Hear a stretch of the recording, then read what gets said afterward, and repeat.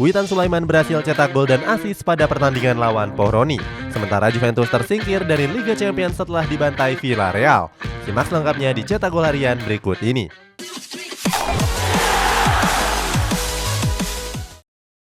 MTek Group resmi jadi pemegang hak siar Piala Dunia U20 di tahun depan. Kabar ini disampaikan oleh Direktur MTek Group yakni Sutanto Hartanto. Hartanto yakin kalau Piala Dunia U20 di Indonesia akan disambut dengan baik oleh masyarakat. Selain itu, MTek Group juga akan menjadi pemegang hak siar Piala Dunia 2022 di Qatar. Hartanto memastikan kalau mereka akan memberikan kualitas tayangan yang terbaik. Kabarnya penayangannya juga bisa disaksikan lewat televisi maupun aplikasi video.com.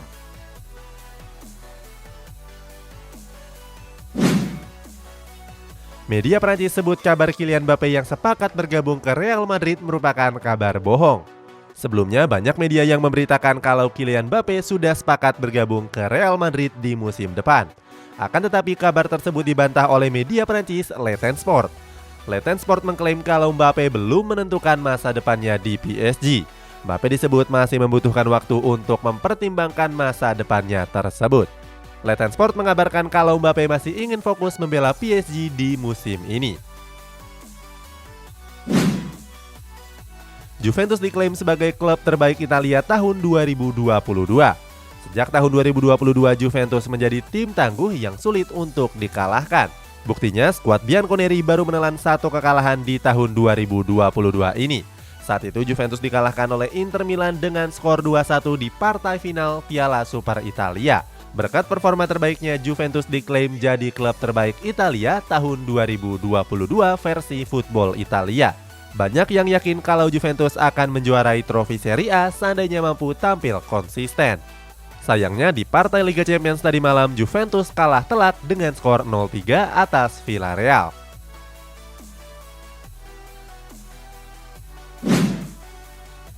Gelandang serang Brentford Christian Eriksen dikabarkan mendapatkan panggilan timnas Denmark. Panggilan ini merupakan yang pertama sejak serangan jantung pada Piala Euro yang lalu. Eriksen tergabung dalam daftar 23 pemain yang akan dipanggil oleh sang kiper Kasper Hjulmand. Nantinya mereka akan menjalani 2 laga persahabatan menghadapi Belanda dan Serbia. Rencananya laga tersebut akan digelar di akhir bulan ini. Eriksen sendiri sudah memainkan laga debutnya di Brentford saat bertanding menghadapi Newcastle United.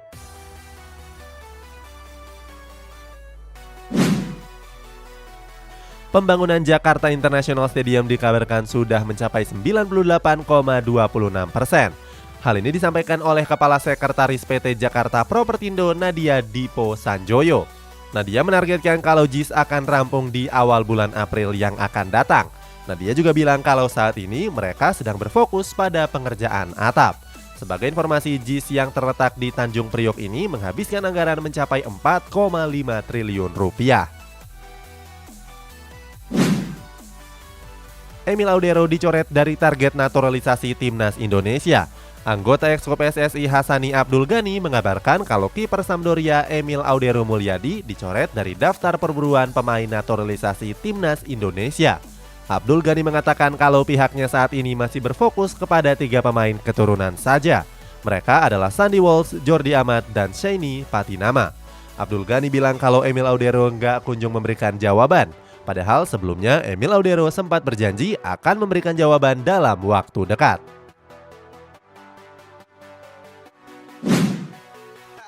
Chelsea dilarang jual tiket pertandingan selama masih dimiliki oleh Roman Abramovich. Pemerintah Inggris memberikan sanksi tegas kepada Presiden Chelsea Roman Abramovich. Sanksi ini langsung berdampak pada aktivitas The Blues. Alasannya, skuad asuhan Thomas Tuchel ini dilarang menjual tiket pertandingan. Artinya, skuad The Blues juga akan memainkan laga kandang tanpa kehadiran para supporter. Hal ini tentu menjadi kerugian besar bagi pemasukan ataupun mental klub.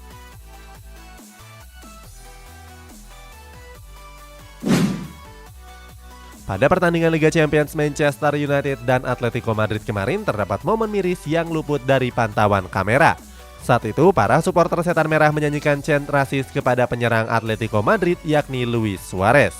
Hal ini berawal saat Suarez menjalani pemanasan di pinggir lapangan.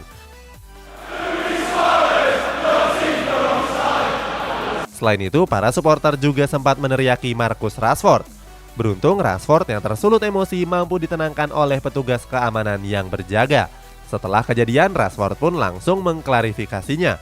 Rashford mengatakan kalau dia mendapatkan ancaman dalam seminggu terakhir. Ancaman tersebut membuatnya emosi dan juga kecewa. Real Madrid sumbangkan 1 juta euro untuk pengungsi di Ukraina. Real Madrid menunjukkan kepeduliannya terhadap pengungsi perang Ukraina.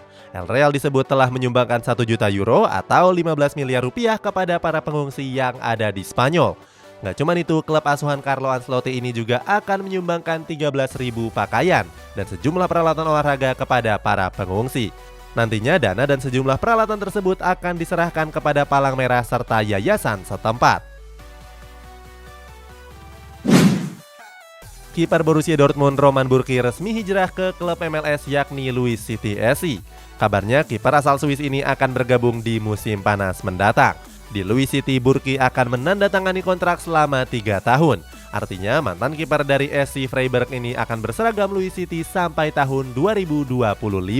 Di musim ini Bürki nggak pernah diturunkan untuk membela skuad di Borussen. Alasannya Bürki kalah saing dari Gregor Kobel yang saat ini menjadi kiper andalan. Erling Haaland sudah sepakat untuk bergabung dengan Manchester City di musim depan. Masa depan Erling Haaland di Borussia Dortmund akhirnya menemui kejelasan. Kabarnya bomber asal Norwegia ini sudah sepakat untuk bergabung dengan Manchester City. Sebelumnya Haaland kerap dirumorkan bakal hengkang dan jadi incaran sejumlah klub elit Eropa seperti Barcelona, Real Madrid, dan Manchester United. Tottenham Hotspur berhasil meraih kemenangan pada laga tunda di pekan ke-16 Premier League. Pada laga tersebut, Harry Kane dan kawan-kawan menekuk Brighton dengan 2 gol tanpa balas. Gol pertama skuad The Lily White dicetak oleh Christian Romero pada menit ke-37. Di babak kedua, tepatnya menit ke-57, Tottenham Hotspur menggandakan keunggulan lewat gol dari Harry Kane. Kemenangan ini membuat Tottenham Hotspur menyalip Wolverhampton yang berada di peringkat 7 klasemen. Terlepas dari kemenangan itu, terdapat momen Harry Kane yang menendang botol Coca-Cola.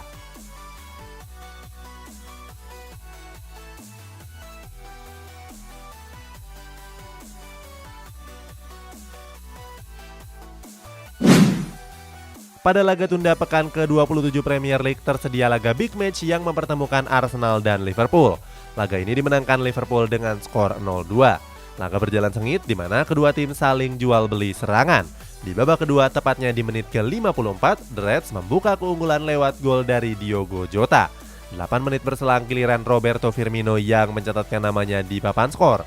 Kemenangan ini membuat Liverpool menempel Manchester City dengan selisih 1 poin saja. Inilah klasemen sementara Liga Inggris.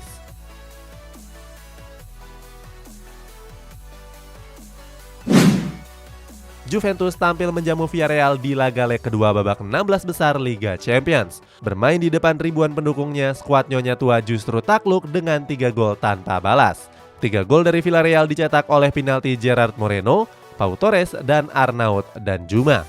Keunggulan itu pun bertahan sampai peluit panjang dibunyikan. Dengan hasil tersebut, agregat akhir menjadi 1-4 dan Juventus gagal melaju ke perempat final. Chelsea kembali meraih kemenangan pada leg kedua babak 16 besar Liga Champions. Bertanding sebagai tim tamu, skuad The Blues menekuk Lille dengan skor 1-2. Chelsea sebenarnya tertinggal lebih dulu setelah Burak Yilmaz mencetak gol lewat titik putih. Beruntung di akhir babak pertama, The Blues menyamakan kedudukan lewat gol dari Christian Pulisic. Berikutnya di babak kedua, giliran Cesar Azpilicueta yang mencetak gol penutup kemenangan. Hasil ini membuat Chelsea unggul dengan agregat 4-1 dan lolos ke babak perempat final. Borussia Dortmund berhasil meraih kemenangan dramatis pada laga tunda di pekan ke-25 Bundesliga. Bermain sebagai tim tamu, skuad di Borussen menekuk Mainz dengan skor tipis 0-1. 1 gol dari Borussia Dortmund dicetak oleh gol dramatis Axel Witsel pada menit ke-87. Keunggulan itu pun bertahan sampai wasit meniup peluit panjang tanda akhir laga.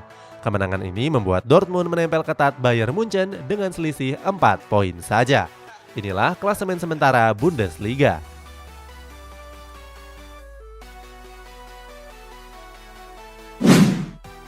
Witan Sulaiman tampil gemilang dengan mencetak gol dan juga assist. FK Senica berhasil meraih kemenangan pada babak perempat final Piala Slovakia. Pada laga tersebut, skuad Senika mampu menekuk Pohroni dengan skor tipis 3-2.